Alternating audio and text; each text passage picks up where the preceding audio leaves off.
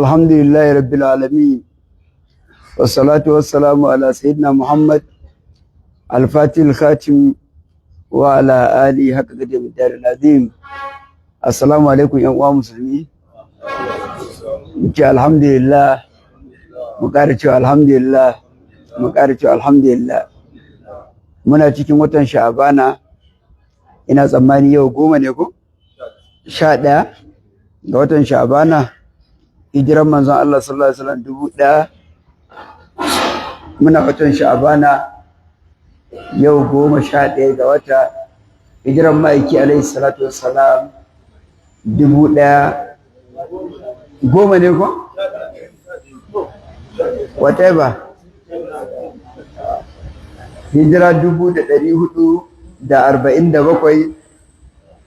mun fuskanci wata mai albarka, watan Ramadana, watan alkhairi, watan cetowa daga wuta, watan da yake awwaluhu rahama wa awsatuhu maghfira wa akhiruhu al-itqu minan nar wa itqu minan nar, au kama kalin ma zamana. Farkonsa jin kai ne, tsakiyansa gafara ne, ƙarshensa kuma cetowa ne daga wuta. Allah ya samu ci wanda za a cita daga wuta, albarkar manzo Allah sallallahu alaihi wasallam.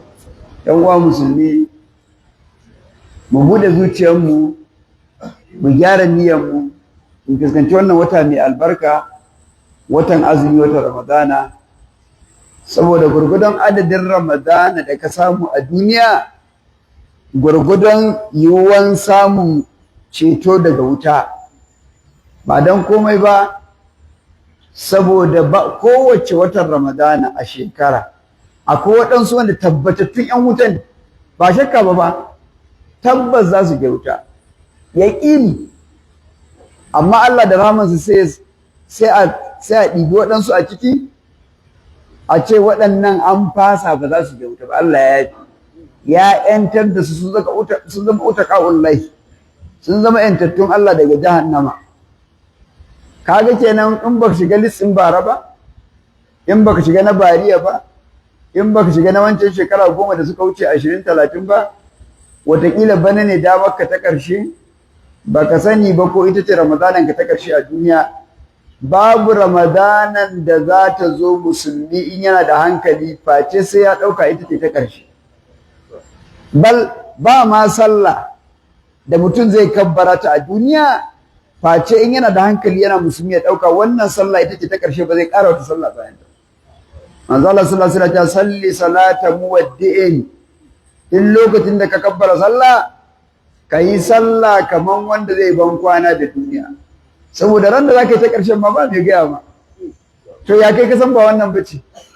Akwai tabbas ne? Babu. Me mafita? Kowace sallah ma ta zama ta ƙarshe, ba shi ne mafita ba?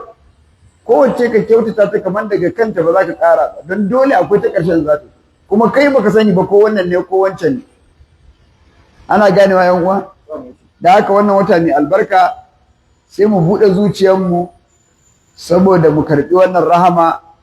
Manzo Allah sallallahu alaihi wasallam yakan gaya sahabbai cikin watan Sha'bana, yace ga watan alheri ya fuskante ku, watan azumin Ramadana. Ya gaya musu, ya ja hankalinsu, ya musu wa'azi dangane da falala da rahama da yake cikin wannan wata, da yadda Allah ke daure shedanu a watan azumi, kuma yake bude kofofin aljanna a watan azumi, cewa duk wanda ya mutu a watan zai samu kofofin aljanna a buɗe suna jiransa. Allah sa mu cikin masu shiga aljanna. ‘Yan uwa musulmi, mu mai da hankali kwarai da gaske. Shi musulunci addini ne wanda shi kaɗai Allah ya zaɓa abota masa da shi, bai ma taɓa zaɓen wani addini ba sai musulunci. In dai addini ne, to ba wani addini da Allah ya yarda da shi abota masa, inna ad-dina indallahi al-islam. Ba wai sai da annabi sallallahu alaihi wasallam ya zo bane addini ya zama musulunci. A tun addini da aka turo annabawa, shara'a lakum min ad-dini ma wassa bihi nuhan wallazi auhayna ilayka wa ma wassayna bi ibrahima wa musa wa isa an aqimu ad-dina wa la tatafarraqu fi. Allah yana cewa na shar'anta muku addini wato iri ɗaya sak abinda muka yi wasiya ma annabi Nuhu, kuma wannan addini shi muka yi wasiya wa annabi Ibrahim muka shar'anta masa, haka annabi Musa, haka annabi Isa da dukkan annabawan Allah cewa ne anna qimud dina, ku tsaida addini wala tafarraqu fi, kar ku rarrabu a ciki. To wannan ya nuna mana jama'a, wannan addini da Allah ba a taba wani tsari da ya fi dadewa ya riga dan adam dadewa ba, kuma har yanzu tsarin ana kansa, babu kama addini. Shi tun kafin Allah ya halicci mutum ma shi kadai ne addini. Tsarurruka sun zo na sarautu, na mulki, na siyasa, na gwamnatoci, na al'adu, na ɗabi'u sun rushe, waɗansu sun gaji, waɗansu sun gaji. Addini yana nan sak tun kan ɗan adam ya zo har yau yana nan kamar yadda yake. Kuma kar ka ɗauka wa an firgitu da Allah ne ba ƙoƙarin kada shi, kullum cikin ƙoƙarin rusa shi ake, kullum cikin himma ake. Kuma shi Allah a nasa hikimar ma, Allah na sha faɗa ƴan uwa ɗalibai ilimi ce Allah baya faɗa da rago. In kaga Allah ya yi, in kaga wato tajalli na Allah na jalala ya fiskanci bawa zai rubuza shi, to sai fa bawan nan ya riƙa duk duniya ta ce Allah ya isa ba su yabe ba. Sai kowa ya ce wannan ya gagare mu Allah ba za mu iya ba sai kai. In bai riƙe ya zama Fir'auna ba, ko ya zama Namaruzu zamanin Annabi Ibrahim, ko ya zama su Abu Jali zamanin Manzo Allah sallallahu alaihi wasallam, in dai bai gagara ba to bai kai Allah ya fito na fito da shi ba. A ka'ida in karamin azzalumi ne Allah zai bar shi ya ta girma tukunna, wataƙila in an tashi hukunta shi a nemi azzalumin da ya bi shi a bige shi da shi, shi kuma wannan azzalumin shi ba a samu wanda ya bi shi ya bige shi, sai an samu kololin azzalumin da ya ce ana rabbukumul a'la fa hashara fanada fa qala ana rabbukumul a'la, sai ka ji Allah ce fa akadahu Allahu nakala al-akhirata wal ula. Haka kaidar take. Amma kana dan matashin azzalumi, ai baka wuce haɗa ka da wanda fika ya bige ka ba. To haka Allah yake lamarinsa, kuma tun lokacin annabawan kaga Iblis ma bai isa Allah ya tsine mar ba tukun, sai da ya ji cewa shi wani ne, ya kai ya kira kansa ana khairun minhu. Shi bai isa ya ce ana rabbukumul a'la ba, amma ya ce ana khairun minhu. To tun da ya faɗa ya ananiya, daga nan Allah ya tsine masa albarka, ya la'ance shi, ya kore shi. Annabi Adam ya zo bai bar shi ba, ya yi ta fama da shi, yana ƙoƙarin ɓatar da 'ya'yansa yadda ya alƙawari. Ala ra'aytaka hadha allazi karramta alayya la in akhartani ila yawmil qiyamati la ahtanikanna zurriyatahu illa qalilan. Allah kaga wannan da ka fifita a kaina, to ba fa barinsa zan ba. In dai har ka bayan jinkiri zuwa ranar alkiyama, to na rika bin zuri'ansa ina tace ne suke nan, sai na halaka su gaba daya, sai dai yan kaɗan wayanda suka gagare ni, illa ibadaka minal mukhlasi illa qalilan. Allah kuma ba a masa tahaddi, ba a masa kalubale, dan shine Allah, shine ubangiji, shi ya halicci komai. Da haka da ya faɗi aka yi sai ke fasa ana ji a cewa tun da ya ce zai halaka su, la ta zuwa laka fa sabba man tabi'aka minhum fa inna jahannama jazaa'ukum jazaa'an mawfuran. Kaje duk wanda ya bi ka cikin su, na ta da muku gidan jahannama, ya ma muku yawa gidan, wadataccen gida, komi yawan ku a arna gidan ya ishe ku, komi yawan. Inda duk halitta Allah ta kafirce tana da wurin zama a jahannama, Allah ya saboda. Da duk halittar Allah mumina ce tana da wurin zama a aljanna, Allah ya sa da mu ciki. So bai wa Allah ta haddi, fa inna jahannama jazaa'ukum jazaa'an mawfuran, wanda yake za a bada shi a wadace, ba kunci, ba wani ya matsa wani a jahannama, kowa da yaudataccen gidansa na wuta, a'udhu billahi. Ya ma ƙara mar wasu zumani salada min bi sautika wa ajib alayhi bi khaylika wa rijlika wa sharikum fil amwali wal awladi wa idhu wa idhu wa ma yadi shaytan illa ghurura. Ka bi da sarewa da busa da komai, ka ja hankalin duk wanda zaka girgiza, ka ja hankali a cikin su, da rundunanka wa khaylika wa rijlika, wato na haye da waɗanda za su taka a ƙafa ko kuma wanda aka daka da ƙafa, kai ka bi su cikin mata da dukiya duka, kai ta musu alƙawura na ƙarya duk yadda ka so ka yi. Wannan ba umarni ake ba shi ba, ƙalubalantarsa ake yi, cewa ko ya je ya kan ma ya sani wato ga Allah ya yi tanadi a billahi. Sannan daga baya annabi Adam ya shekara kamar 1000 a duniya kafin ya rasu, ɗansa annabi Shisu ya karɓi wannan annabta da gado na addinin musulunci. A zamaninsu babu risala, ba a turo annabi zuwa ga al'umma, kawai annabi Adam khalifa Allah bayan ƙasa ne, da ya rasu khalifansa annabi Shisu alaihi salam shi zai ci gaba da wa'azi da shiryarwa har zamanin Idrisu, lokacin aka fara saukar da rubutu da karatu. Da mutane sai dai ilimi a karɓa da baka, ba rubutawa ba karantawa a rubuce, sai dai a isar da baka haka. Ko kuma in zamanin annabi Adam ne, mala'ika zai koya masa ga yadda ake shuka, ga kayan iri, ga komai, duk wannan mala'ika Jibrilu alaihi salam zai koya masa. To zamanin Idris suna cewa zamanin ne aka fara koyar da rubutu da karatu. Shi yasa malaman ilimin ishtiqaqi a Larabci suka ce daga nan ya samo sunansa Idris, daga darasa ya durusu, wato shine farkon annabin da aka koya har rubutu. Ya zo cikin hadisi Imam Muslim, Ibn al-Hajjaj al-Qushairi rahimahullahu ta'ala, manzo Allah sallallahu alaihi wasallam yake cewa akwai wani annabi cikin annabawan Allah wanda Allah koya har rubutu, to zanawa a rubuta a karanta shine ya fara. Daga nan shi ko ya zama kaka annabi Nuhu. To annabi Nuhu shine farkon annabin da aka turo ya zo ya yaƙi, ya yi faɗa da masu bauta wa gumaka. Saboda me? Saboda zamanin da ya zo kafin nasa, ana ji yan uwa? Zamanin da ya zo kafin nasa an samu wasu bayin Allah mutanen kirki, masu ibada, masu tsoron Allah. Kwatsam sai Allah ya ɗauran su lokaci guda.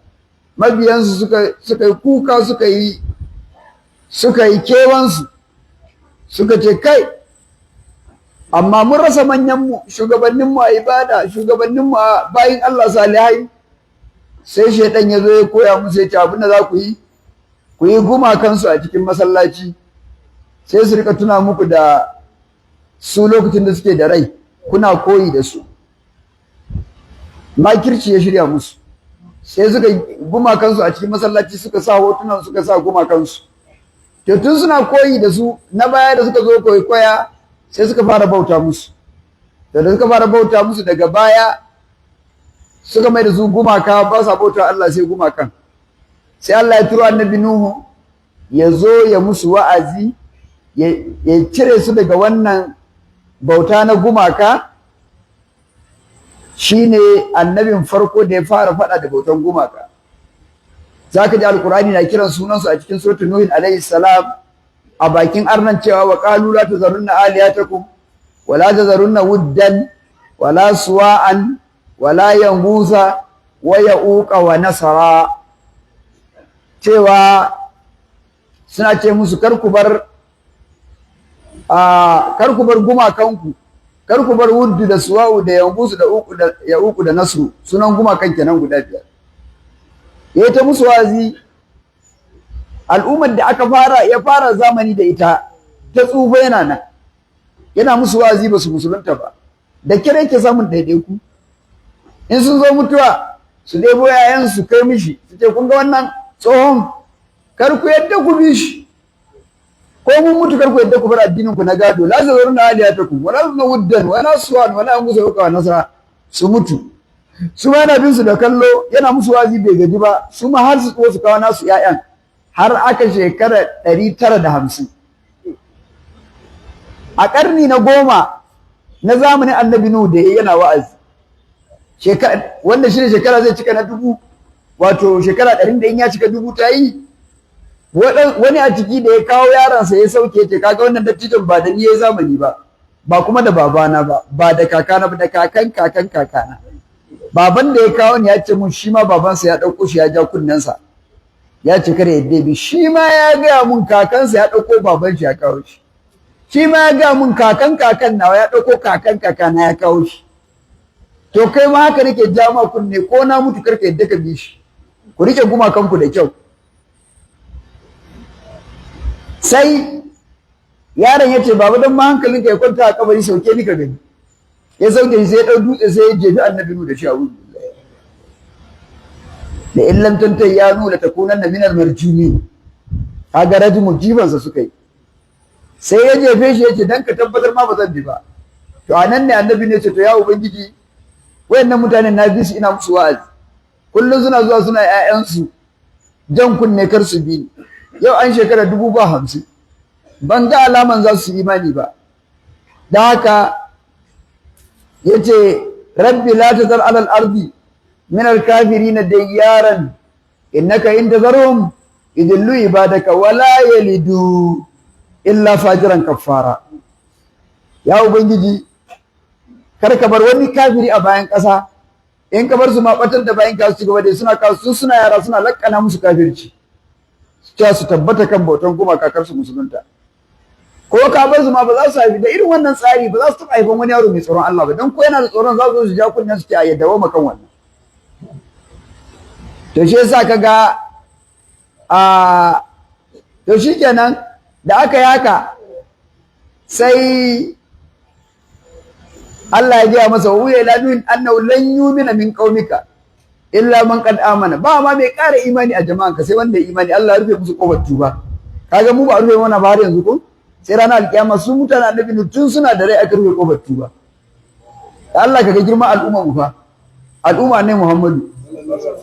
Mun ninka sako fiye da na mutanen annabi mun ninka al'umman nan, har jini suna sha, har tsafi ana yi, har namu mutum ana ci, wanda su can ba rawaito sun yi ba, amma har a haka ba rufe kofar tuba ba.